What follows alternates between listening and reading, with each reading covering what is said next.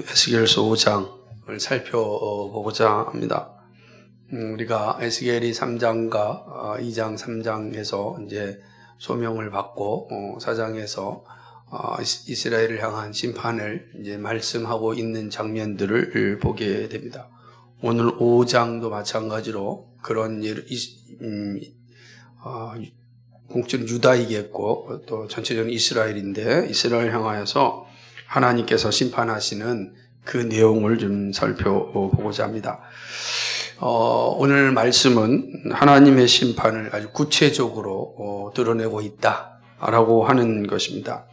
유다가 심판을 받아 멸망한 이후 이스라엘이 왜 이렇게 처절하게 멸망을 당하여야 하는가를 알려줍니다. 선지자의 강력한 선포는 포로된 이스라엘 백성들이 어떤 자세로 살아야 함을 사실은 알려주는 말씀입니다. 지금 이 에스겔 선지자가 바벨론의 그발 강가에서 이 말씀을 받지 않았습니까? 그리고 아직 이스라엘은 완전히 지금 멸망하지 않은 상태입니다. 그런데 하나님은 에스겔에게 이스라엘이 완전히 멸망할 것이다. 근데 멸망할 때 어떻게 처참하게 멸망할 것인지를 말씀해 주고 있는 겁니다. 그렇게 말씀하시는 이유가 무엇이겠는가? 어침대 겹친격으로 이스라엘 백성들을 압박하기 위해서 주신 것인가? 그건 아니라는 거죠. 하나님께서 이스라엘 백성들, 이 포로된 상황 가운데 어떻게 살아야 할 것인지, 그래서 하나님이 정말 기뻐하시고 원하시는 그런 자녀가 되는 것이 어디에 있는지를 알려주시기 위함인 것입니다. 반면에 이제 시대를 넘어서 21세기에 사는 우리들에게 또 마찬가지예요. 심판의 자리에 떨어지지 않는 길이 무엇인지, 하나님께 정말 인정받고 사는 길이 무엇인지를 우리에게 말씀해 주고 있습니다. 그래서 우리는 아주 끔찍한 심판의 메시지를 듣지만 그러나 그 메시지 가운데 들려주시는 하나님의 그 축복의 소리를 우리는 들을 수 있어야 합니다. 예루살렘을 향한 선지자의 선포를 좀 자세히 살펴보겠습니다. 하나님 또 에스겔을 부릅니다. 그리고 에스겔에게 이렇게 이야기합니다. 1절을 보니까 뭐라고 얘기하죠? 날카로운 칼을 취하여 삭도를 삼으라 이렇게 이야기합니다.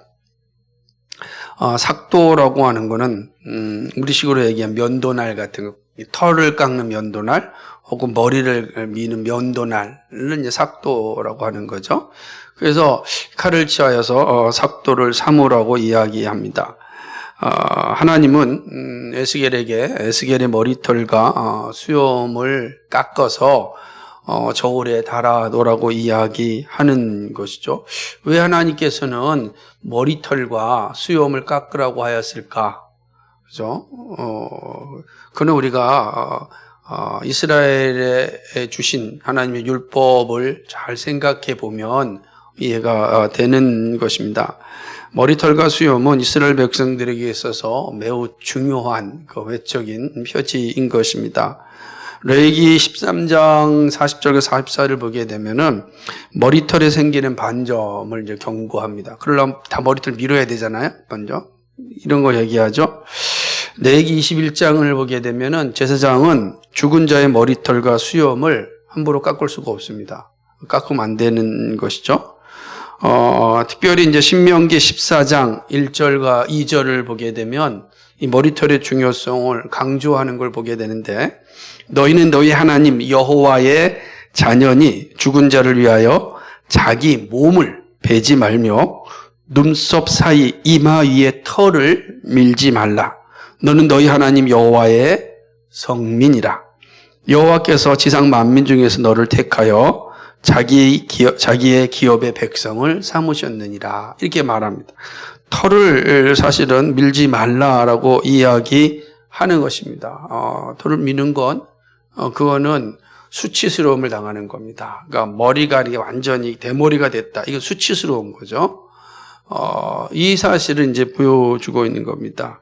그래서 신학적으로 이 머리털과 이 또 수염을 의미하는 것은 하나님의 형상으로서의 그 존중함을 드러내는 것입니다. 그런데 털을 깎으라, 머리털을 깎으라라고 하는 것은 어떤 의미겠습니까? 하나님의 형상으로서의 그 존중함을 내가 인정하지 않겠다라고 하는 의미가 있는 것입니다. 여러분 이제 성경을 보다 보면은 머리카락이 없는 다 민 사람들에 대한 조롱거리를 보게 되거든요. 그 조롱거리가 되는 거예요.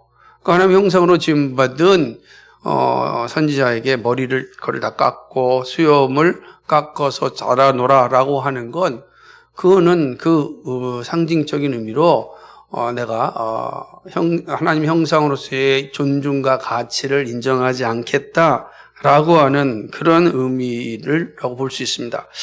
하나님은 성읍을 포위한 날이 이제 끝나게 될 때쯤 되면 2절에서 얘기하죠. 3분의 1, 그러니까 머리털과 수염털 3분의 1은 성읍 안에서 불사르고 3분의 1은 성읍 사방에서 칼로 다 내려치고 3분의 1은 바람에 날려 버리라고 이야기합니다. 그러니까 이 가졌던 그러니까 하나님 형상으로 존중의 가치라고 여겨졌던 머리털과 그리고 이 수염털이 다 태워버리고 칼로 치임을 당하고 날려버리는 이런 상황을 이야기하는 것입니다. 그러면서 털옷 가운데 조금은 가져다가 옷자락에 싸라고 이야기합니다.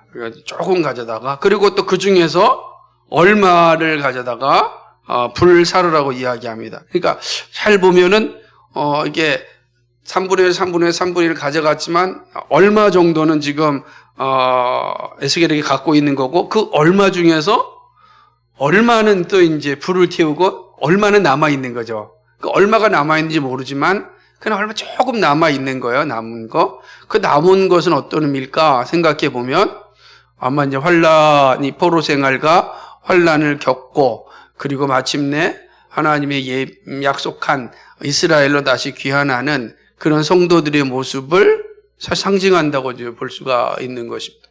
그러니까 이렇게 그런데 이들은 다 흩어버릴 것이고 얼마 남은 것 중에서 나머지는 또 불살라버린다라고 이야기하는 것입니다. 그러니까 남은 자가 있겠지만 대부분은 다 죽을 것이다. 심판을 받아 죽을 것이다. 이렇게 말씀하는 것이죠. 이것이 1절로부터 이제 4절까지 주어지는 말씀인 겁니다. 우리가 이제 이런 말씀을 다 받았을 때 우리는 자연스럽게 질문이 나올 수가 있죠. 아니, 이스라엘 백성은 하나님의 선택한 백성 아니냐? 성민이라. 우리가 아까 읽었던 그 신명기 14장에서 너희는 성민이라, 거룩한 백성이라 이렇게 인정을 해줬단 말이에요. 거룩한 백성이었던 이스라엘이 이렇게 처참하게 사라질 수 있단 말인가? 도대체 그 이유가 어디 있는가? 하나님은 왜 그렇게 하셔야 하는가? 하나님께서 이들을 이렇게 무너뜨린 이유는 무엇일까? 하나님은 그 사실을 5절로부터 7절에서 명백하게 밝혀주고 있습니다.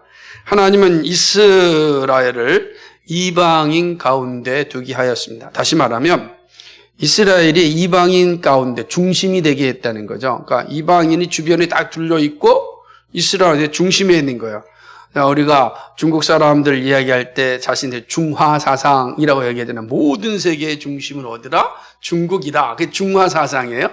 또 로마인들은 뭐죠? 모든 길은 로마로 통한다. 이게 이제 팍스 로마나라고 하는 사상이에요.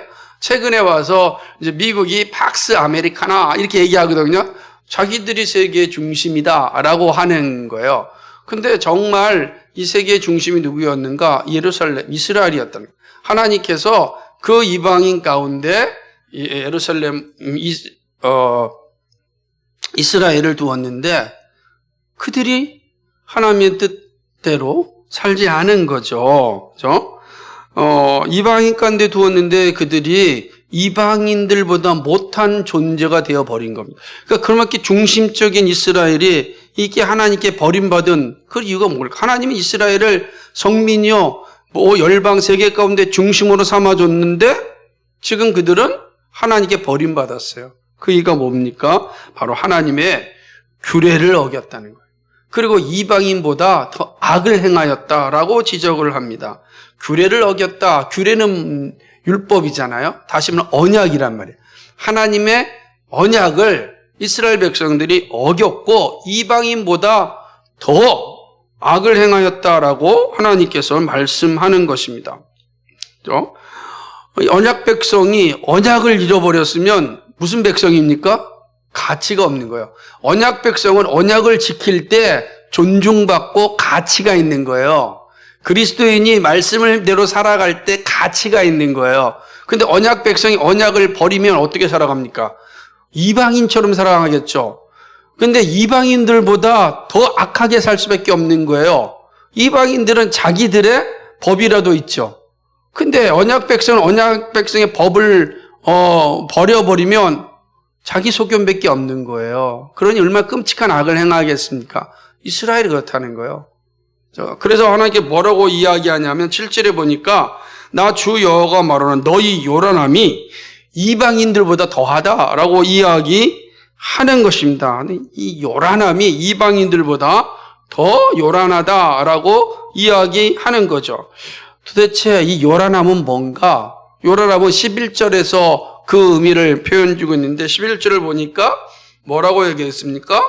그러므로 나 주 여호와가 말하노라 내가 나의 삶을 두고 맹세하노니 네가 모든 미운 물건과 모든 가증한 일로 내 성소를 더럽혔다. 우상숭배로 하나님의 성소를 더럽혔다. 우상숭배죠. 자, 이방인들은 원래 우상숭배자들 아니겠어요? 그런데 하나님이 뭐라고 이야기하냐면 이방인들보다 너희들이 더 요란하다는 거예요. 그러니까 이 하나님께서 이스라엘 백성을 보는 모습이에요. 그러니까 아주 예루살렘 성전, 거룩한 예루살렘 안에 온갖 우상들이 득실거리는 겁니다. 교회라고 하는 아름다운 공동체 안에 사람들이 모여 있는데 우상으로 가득 차 있어요. 그러니까 생각이 다 우상 숭배하는 거예요. 모이긴 모였는데 하는 짓을 우상 숭배하는 거예요. 그 하나님께서 그렇게 보는 거죠. 네가 보니까 세상 사람들보다 더 우상 숭배한다. 저는 열심히 신앙생활하고 하나님만 믿는데요. 아니다. 이렇게 말씀해요. 내가 보니 너는 더 세상 사람보다 더 요란하다. 이렇게 지금 하나님께서 말씀하시는 것입니다. 하나님은 이들이 하나님의 형상으로서의 가치를 잃어버렸음을 분명하게 지적하는 것입니다. 그러기에 하나님은 이방인보다 더 요란한 이스라엘을 심판하기로 작정하십니다. 8절과 12절은 이러한 하나님의 심판을 묘사하고 있습니다. 하나님은 이들의 가증함에 대하여 내가 전무후무하게 벌을 내릴 것이다 라고 말씀합니다. 이게 무서운 말입니다. 전무후무하게, 그죠? 이전에도 없었고 앞으로도 없을 이런 어마어마한 심판을 내가 내리겠다 이렇게 말씀하시는 거죠. 그 끔찍한 모습의 한 형태가 10절 말씀입니다. 10절 말씀은 뭐냐? 아비가 아들을 먹고 아들이 아비를 먹고 남은 자들은 다 흩어집니다. 이게 입에 달기도 끔찍한 거죠. 서로 존중하고 섬겨야 되고 아껴야 되는데 어떻게 되는 거예요? 아비가 아들을 먹고 아들이 아비를 먹어요? 무슨 상태가 된 겁니까? 사람의 상태가 아니죠. 무슨 상태예요? 짐승의 상태가 된 거죠. 하나님의 형상으로서의 존재가 존재하지 않고 짐승만 남아있는 그런 모습을 보여주게 되는 것입니다. 바벨론에 의하여 예루살렘이 포위당하게 될 끔찍한 모습을 보여주는 것이죠. 이것은 더 이상 인격을 가진 인간의 모습이라고는 볼 수 없습니다. 본능으로 사는 짐승의 모습. 그러니 거기에 무슨 하나님의 형상으로서의 존재와 가치가 있겠습니까? 이스라엘 백성들에게는 하나님의 형상으로서의 존재함, 존중받을 만한 가치가 없어요. 사라졌다. 하나님께 지금 그거를 말씀하고 있는 것입니다. 하나님은 이들이 하나님을 영화롭게 하지 않고 온갖 우상을 섬김으로 이들을 가치 없게 여겼습니다. 그러니까 11절에 밝히듯이 이들은 철저하게 예루살렘 성전을 유린하였습니다. 짓밟았습니다. 더럽혔습니다. 거룩해야 되는데 거룩함이 더러워진 거예요. 그러니까 사실은 11절 말씀이 어쩌면 에스겔 전체에 흐르는 주제예요. 예루살렘 성전이 더럽혀졌다는 거예요. 언약 백성으로 더럽혀졌다는 거예요. 하나님을 더럽혔다는 거예요. 그러므로 그들이 살 수 있는 길은 더럽힘에서 깨끗함을 얻는 길밖에 없어요. 그렇기 때문에 에스겔은 전체로 흐르는 것은 거룩함이라고 할 수 있죠. 거룩함을 회복해야 된다. 이 사실을 강조하는 모습이라고 볼 수가 있는 것입니다. 하나님을 존중하지 않는 자에게 주어지는 것은 하나님의 심판뿐입니다. 하나님 우상 숭배자에 대하여 이방인에 의하여 끔찍한 일을 당할 것임을 말씀합니다. 그때에 내가 그들을 불쌍히 여기지 않겠다는 거예요. 분명히 하나님의 자녀인데 자녀를 불쌍히 여기지 않겠다, 긍휼히 여기지 않겠다라고 이야기하는 것입니다. 그냥 미약한 존재로 내버려 두겠다는 거예요. 이방인에게 그냥 유린당해도 이방인에게 정말 끔찍한 일을 당해도 난 내버려 두겠다. 무슨 말입니까? 너희가 나를 향하여 그때 기도할 때 살려달라고 외칠 때 나 듣지 않겠다는. 너희들이 아무리 기도해도 나는 듣지 않겠다. 이처럼 무서운 형벌이 어디 있습니까? 하나님께서 기도를 듣지 않으신다? 가장 큰 징계죠. 형벌이죠. 그걸 지금 말씀하는 것입니다. 결국 이들은 말씀에 근거하여 심판을 받습니다. 3분의 1은 온욕과 기근으로, 3분의 1은 사방에서 칼로 죽고 3분의 1은 사방에 터집니다.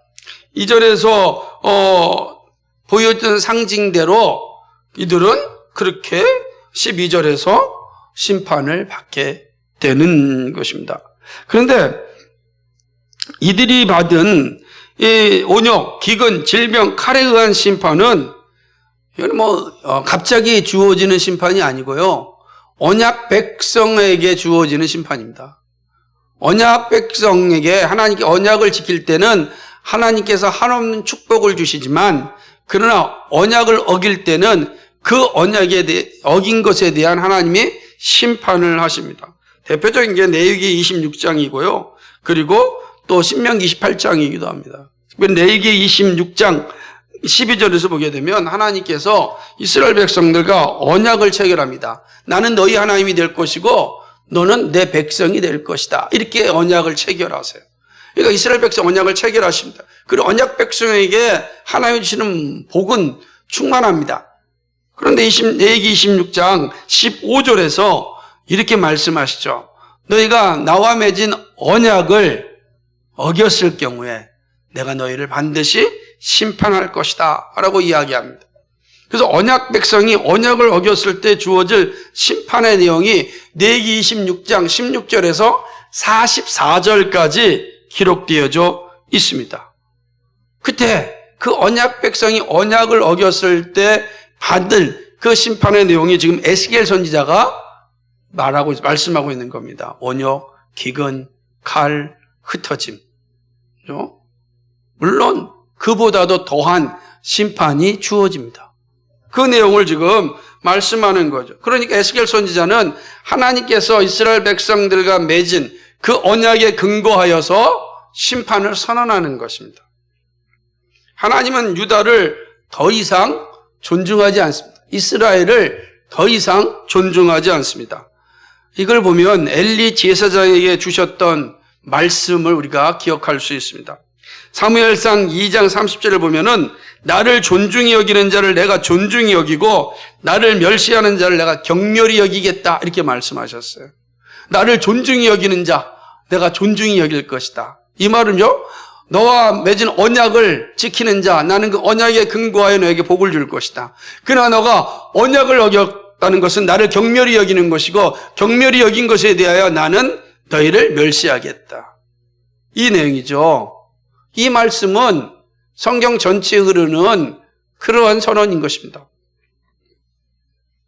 하나님을 존중히 여기지 않은 이스라엘은 이방의 수치와 조롱거리가 됩니다. 13절과 17절은 그러한 모습을 보여줍니다. 하나님께 심판받은 이스라엘 백성들이 이방인들에게 어떤 모습으로 나타나는가? 수치와 조롱거리, 웃음거리로 나타나는 것입니다. 하나님께서 그렇게 이스라엘을 반드시 이방의 수치와 조롱거리로 만드시겠다는 거예요. 그러면서 이렇게 말씀하시는데 그 의미가 우리가 깊이 새겨들어야 되는데 13절이에요. 13절 같이 한번 읽어볼까요? 시작. 이와 같이 내 노가 다한즉 그들에게 향한 분이 풀려서 내 마음이 시원하리라. 내 분이 그들에게 다한즉 나 여호와가 열심으로 말한 줄을 그들이 알리라. 지금 하나님의 열심, 우리가 보세요. 하나님의 열심이라고 이야기할 땐 우리를 구원하기 위한 하나님의 열심, 우리가 늘 이렇게 배웠어요. 그죠? 근데 오늘 에스겔 선지자에게 나타난 하나님의 열심이 뭐죠? 하나님께서 나를 격렬히 여기는 자, 나를 존중하지 않는 자에게 내가 멸시하겠다, 형벌을 내리겠다, 그 일에 내가 열심을 다하겠다, 이 말씀합니다. 그러니까 하나님의 심판도 하나님의 열심에 속한 것이죠. 저는 이 말씀이 되게 무섭게 다가오더라고요. 하나님께서 심판하실 때 대충 하시지 않는다는 거예요. 하나님의 열심을 다하여. 왜 그렇게 합니까? 그를 통하여서 이스라엘 백성들을 향한 하나님의 진노를 선명하게 보여주신 것이고, 둘째는 이방인들에게 이러한 경고를 보여주는 거예요. 그 두려움을 보여주는 거예요. 누구든지 하나님을 멸시하는 자들에게는 내 백성이라 할지라도 내가 이렇게 멸시할 것이다. 그 내 백성이 아닌 자들에 대해서 내가 어떻게 할 것인가, 이거를 보여주는 거죠. 그 내용을 지금 말씀하시는 것입니다. 16절과 17절은 이스라엘의 이 말 끔찍한 모습을 다시 한번 반복합니다. 그러니까 하나님께서 다시 한번 반복하는 이유는 하나님의 열심이라는 거예요. 반드시 이렇게 내가 심판할 것이다 라고 하는 거죠. 이렇듯 하나님을 멸시하는 자는 누구든지 이러한 멸시를 당하게 됩니다. 하나님의 선택된 백성이라 할지라도 하나님의 심판을 피하여 갈 수 없다면 하나님을 알지 못하는 자들을 향한 하나님의 심판은 준엄하게 이루어지는 것입니다. 에스겔에게 주신 이스라엘 향한 심판의 말은 두려움과 경고가 되기에 충분합니다. 그러나 이 말씀을 바르게 듣는 자들에게는 축복이 됩니다. 왜 그렇죠? 우리가 이 말씀을 듣고 하나님을 존중하는 자리로 나아간다면 이 말씀 우리에게 축복의 말씀이 되는 거예요. 나를 존중히 여기는 자에게 내가 존중히 여기겠다, 나를 멸시하는 자에게 내가 멸시하겠다 라고는 말씀에 따라 하나님을 존중히 여기는 자리로 나아간다면 우리는 이 말씀이 우리에게는 복 있는 말씀이 되는 겁니다. 하나님께서 이스라엘 백성들에게 이 말씀을 줄 때는 철저하게 죽여서 씨를 말라버리겠다는 것이 아니라 하나님의 자녀, 철저하게 회개하여 하나님의 백성으로 하나님의 자녀의 자리로 돌아올 것을 촉구하는 말씀이기 때문에 그렇습니다. 하나님은 언약 백성이 가지고 있어야 할 책임을 감당할 때 존중하지만 언약을 여기고 우상 숭배하여 하나님을 멸시할 때 처절하게 심판을 하십니다. 이것이 본문의 핵심입니다. 선지자의 말씀은 당대를 사는 이스라엘 백성들에게도 분명한 신앙의 기준을 알려주었습니다. 말씀은 삶의 푯대로입니다. 그런 의미에서 오늘 말씀은 우리에게도 동일한 신앙의 푯대입니다. 푯대를 잘 분별하고 살아갈 때 심판의 자리가 아니라 영광의 자리에 서게 됩니다. 자, 그렇다면 우리가 가지고 있어야 될 푯대는 무엇이겠습니까? 첫 번째로는요, 언약 백성으로서의 정체성을 분명하게 가지는 일입니다. 이게 중요한 푯대입니다. 예수 그리스도의 은혜로 말미암아 우리는 구원받았습니다. 죄인이 의인이 되는 영광을 누렸습니다. 어떻게 우리가 그 영광을 가질 수 있겠습니까? 우리는 이 땅에 살지만 하나님 나라 시민으로 살아갑니다. 보이는 것이 전부가 아님을 알고 보이지 않는 그러나 영원한 것을 바라보며 살아가는 사람입니다. 어떻게 우리에게 그런 눈이 있겠습니까? 여러분 생각해 보세요. 똑같이 세상을 사는데 우리는 보이지 않는 세계를 보는 사람입니다. 얼마나 놀라운 사람들입니까? 어떻게 우리가 보이지 않는 세계를 볼 수 있게 되었습니까? 하나님의 은혜입니다. 하나님의 은혜가 우리로 하여금 이 땅에 살지만 하나님 나라를 바라보게 하였고 보이는 것이 전부가 아니고 보이지 않는 것이 영원함을 알게 하였습니다. 우리는 그런 은혜를 받은 하나님의 사람들입니다. 이것이 바로 그리스도인의 정체성입니다. 하나님의 언약 백성의 모습입니다. 우리는 언약 가운데 사는 존재입니다. 그래서 그리스도인을 향하여 새 언약의 백성이라 이렇게 이야기하는 것입니다.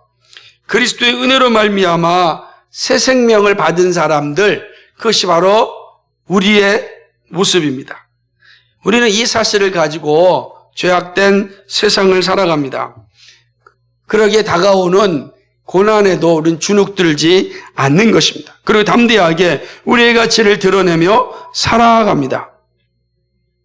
예수님은 그런 우리를 향하여 이렇게 말씀하셨습니다. 너희는 세상의 소금과 빛이다.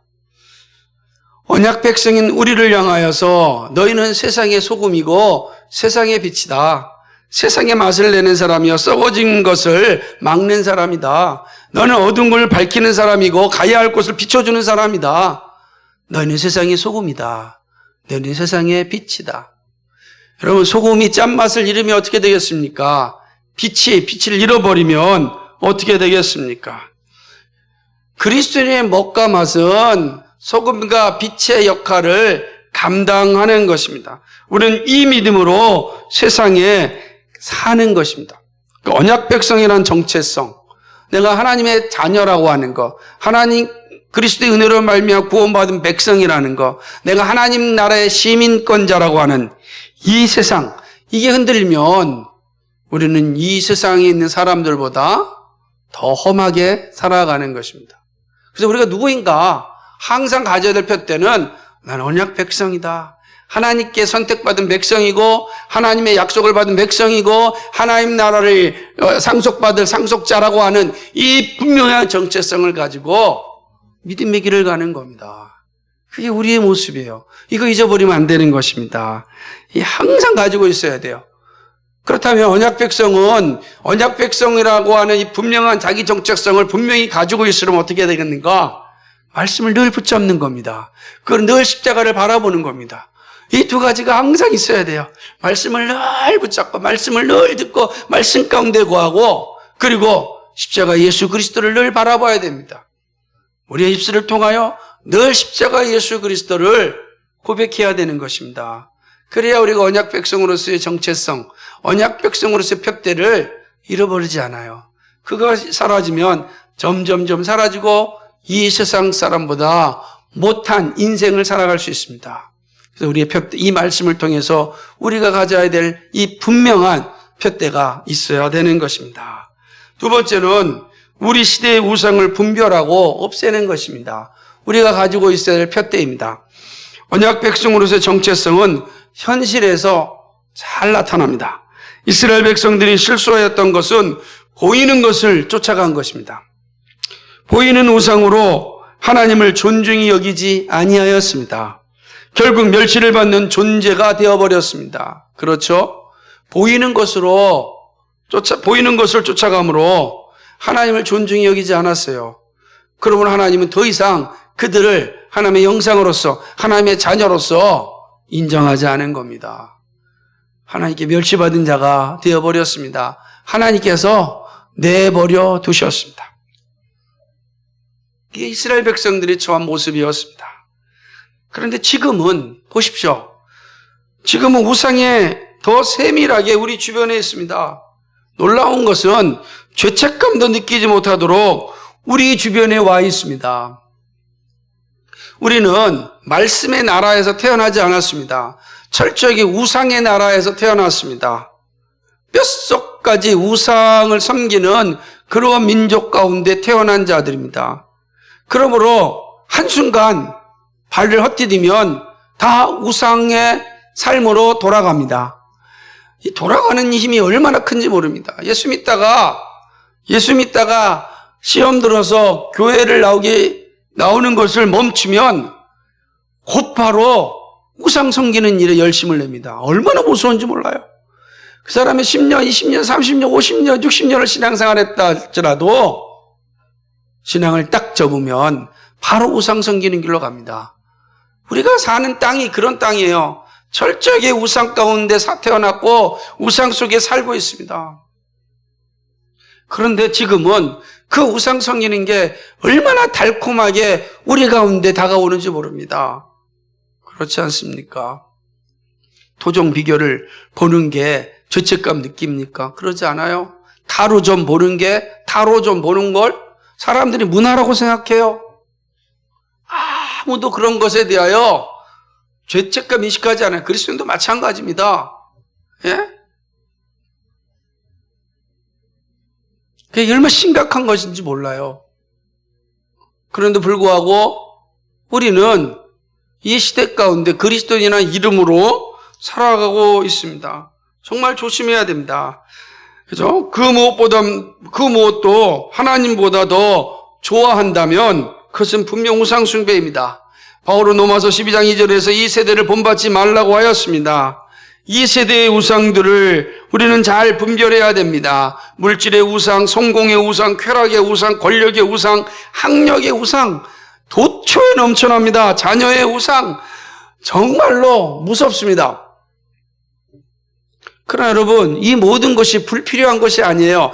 다 필요한 겁니다. 다 우리에게 있어야 될 것들입니다. 문제는 하나님보다 앞서는 것입니다.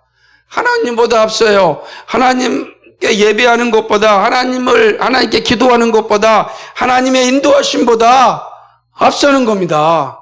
하나님의 기도보다 내 열심이 앞서는 거예요. 하나님의 인도하심보다 내 성공이 앞서는 겁니다. 그래서 돈이 있어야 믿음 생활도 하지 라고 하는 생각을 갖게 됩니다. 서로 이야기해보면 그럴듯해요. 우리 사는 게 어렵잖아요. 교회 유지하는 게 얼마나 힘들어요. 다 어렵고 힘든 겁니다. 그러니까 우리의 말 속에 그래도 돈이 있어야 교회도 세우고 유지되고 그러는 거 아니야? 그럴 때 모두가 그렇지, 맞아, 맞장구 칩니다. 세상에서 얼마나 힘든지 몰라. 그래도 성공해야 되지 않아? 그래야 좀 하나님 잘 섬기지 않을까? 맞아, 그렇지. 틀린 말이 없는 것 같아요. 그런데 잘 생각하고 귀담아 듣고 살펴보면 정말 거기에 하나님을 믿고 있는지, 하나님의 인도하심을 확신하는지, 하나님의 능력 주심을 의심하지 않고 확신하고 있는지, 그게 불분명한 겁니다. 하나님의 자리가 잘 보이지 않아요. 그게 우상이 되는 겁니다. 알게 모르게 우상이 되는 거예요. 모든 것이 다 필요하고 모든 것이 다 하나님의 나라를 위해서 소중한 것들인데 그것이 하나님보다 앞서면 안 된다고요. 다 없어도 우리는 맨몸으로 하나님의 나라를 세울 수 있고 하나님 나라를 위해 살 수 있고 하나님의 영광을 위하여 헌신할 수가 있는 것입니다. 이 모든 건물이 다 사라진다고 교회가 사라지는 겁니까? 그렇지 않지 않습니까? 근데 우리가 이 사실을 인정하지 못하고 이스라엘 백성들처럼 보이는 가나안의 우상, 풍요의 신, 다산의 신, 그런 것에 만족해 버리면 끝나는 겁니다. 그럼 하나님은 더 이상 우리를 자녀로서의 가치로 받아들이지 않아요. 그래서 이제 우리도 우리 시대의 우상을 잘 분별하고 없애는 일이 필요합니다. 우리가 싸워야 할 것은 여기에 있습니다. 이것이 하나님의 형상으로 언약 백성으로 하나님께 존중받는 길입니다. 그러니까 다른 사람은 몰라요. 내가 말씀을 가지고 하나님 앞에 대면하여 설 때, 정직하게 설 때 그 말씀을 통하여 나에게 말씀하신단 말이에요. 내가 정말 무엇을 위하여 오늘도 살고 있는가? 잘 분별하고 싸울 수 있기를 주님의 이름으로 간절히 축복합니다. 마지막 세 번째는 그리스도의 몸을 거룩하게 하는 일에 힘써야 됩니다. 이것이 우리의 푯대입니다. 우리가 반드시 가지고 있어야 할 푯대입니다. 바로 그리스도의 몸인 교회를 거룩하게 하는 일입니다. 교회가 거룩하지 못하면 세상은 자기가 가야 할 길을 잃어버립니다. 교회가 거룩하면 세상은 움찔한다고요. 내가 가고 있는 길이 지금 문제가 있다라고 인식하는 거예요. 왜 그러냐면 세상은 끊임없이 절대적 기준을 무시하고 상대적 기준을 가지고 살아가길 원하거든요. 그런데 교회가 거룩함을 가지고 절대적 기준으로 딱 서 있으면 사람들이 비난을 하더라도 그 기준 앞에 움찔하는데 교회가 거룩함을 훼손해버리면 똑같다라고 생각하는 겁니다. 그러면 그 사회는 길을 잃어버립니다. 무질서한 사회가 됩니다. 그러면 사람이 사는 세상이 아니라 짐승이 날뛰는 세상이 됩니다. 짐승이 날뛰는 세상. 온갖 부정과 불법과 타락이 아주 그냥 난장판을 치는 세상이 되는 거죠. 그래도 누구 하나 잘못됐다라고 말하지 않아요. 그만이라고 말하지 못해요. 그거 할 수 있는 건 교회밖에 없어요. 교회가 말로 하는 것이 아니라 존재 자체로 해야 되는데 우리의 존재 자체가 거룩함을 유지하지 못하면 어떻게 세상을 향하여서 말할 수 있겠습니까? 이미 말이 능력을 상실한 세상입니다. 존재 자체밖에 없는데 이것까지 무너지면 세상도 무너지고 우리도 무너지는 거예요. 그러므로 우리가 힘을 다하여 교회를 거룩하게 하는 일에 열심을 내야 합니다. 거기에 소망이 있습니다. 우리는 교회로 모이고 교회로 흩어지고 교회로 살아갑니다. 이 명제를 항상 기억해야 됩니다. 교회를 사는 자가 교회를 거룩하게 하지 못하면 세상은 어디서 거룩을 보겠습니까? 성소를 더럽힌 이스라엘을 향하여 하나님이 원하신 것은 더럽혀진 성소를 다시 거룩하게 회복하는 일입니다. 없애는 게 아니라 회복하는 거예요. 회복하는 거룩한 그것이 사는 유일한 길입니다. 그래서 그리스도를 보내신 거예요. 그리고 성령을 우리에게 보내주시사 거룩한 전으로 우리 안에 거하게 하신 겁니다. 이제 우리가 할 일은 늘 거룩한 자로서 교회로 살아가야 되는 것입니다. 이것이 우리가 할 일입니다. 우리의 표대입니다.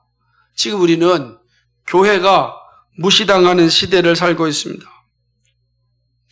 왜 교회가 이렇게 무시당합니까?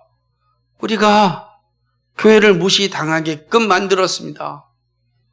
세상과 다른 점을 교회가 보여주지 못하고 있습니다.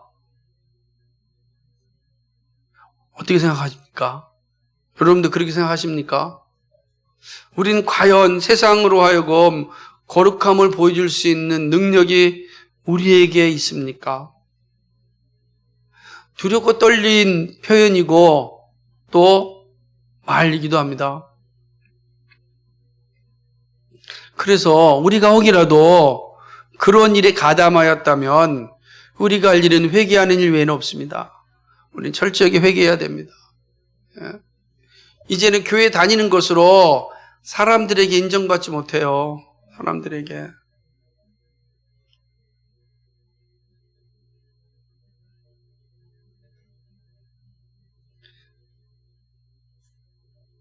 그래서 우리의 표대는 정말 교회를 거룩하게 만드는 일입니다. 우리가 거룩해져야 됩니다. 그것이 하나님께 존중받는 길이고 하나님의 형상으로서의 가치를 유지하는 길입니다. 사랑하는 여러분, 오늘 에스겔 선지자가 이스라엘 백성들에게 주었던 이 말씀은 오늘 우리들에게도 아주 막중하고 또 이 시대를 향한 말씀이라 생각합니다. 여러분의 삶은 어떠한지, 우리의 교회는 어떠한지 스스로 돌아보면서 정말 이 시대를 향한 하나님이 원하시는 그 푯대를 잘 붙잡고 믿음의 길을 걸어가요 하나님께 영광 돌리는 그런 우리의 삶이 되기를 주님의 이름으로 간절히 축복합니다. 기도하겠습니다. 거룩하시고 자비하신 아버지 하나님, 고맙고 감사를 드립니다. 이스라엘을 향한 하나님의 심판이 얼마나 무섭고 얼마나 두려운지 모릅니다. 그 심판이 단지 옛날 이야기가 아니라 오늘 이 시간 우리들에게도 동일하게 선포되는 그런 심판입니다. 하나님께서 이 심판을 통하여 우리에게 경고하고 있습니다. 우리로 하여금 하나님의 형상으로서의 가치 있는 삶을 살라고 말씀합니다. 하나님을 존중히 여기는 자가 되라고 이야기합니다. 언약 백성으로서의 가치를 가지라고 이야기합니다. 이 시대의 우상을 잘 분별하여 없애라고 이야기합니다. 그리스도의 몸을 거룩하게 여기는 일에 힘쓰라고 말씀합니다. 아버지 하나님, 우리 시대, 우리가 사는 시대도 만만치 않습니다.